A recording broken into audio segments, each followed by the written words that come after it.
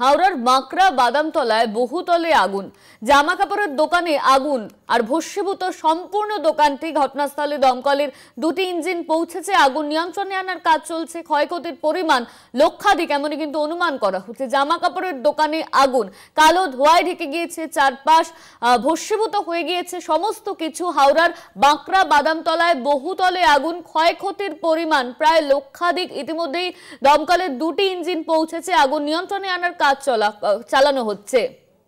এই নিয়ে আমরা বিস্তারিত জানবো। আমাদের সঙ্গে ফোন লাইনে রয়েছেন আমাদের প্রতিনিধি জগন্নাথ সামন্ত। জগন্নাথ, হাওড়ার একটি দোকানে আগুন, সমস্ত কিছু ভস্মীভূত হয়ে গিয়েছে এমনটাই জানা যাচ্ছে, কিভাবে আগুন লাগলো?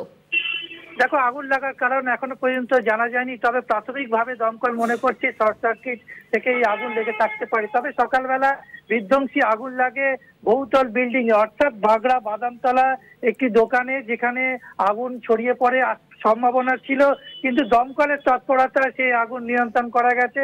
দমকলের দুটি ইঞ্জিন আগুন নিয়ন্ত্রণে করেছে। তবে দোকানে থাকা সমস্ত জিনিস, যা জামা কাপড় ছিল, ভস্মীভূত হয়ে গেছে। কয়েক লক্ষ টাকা ক্ষয়ক্ষতি হয়েছে।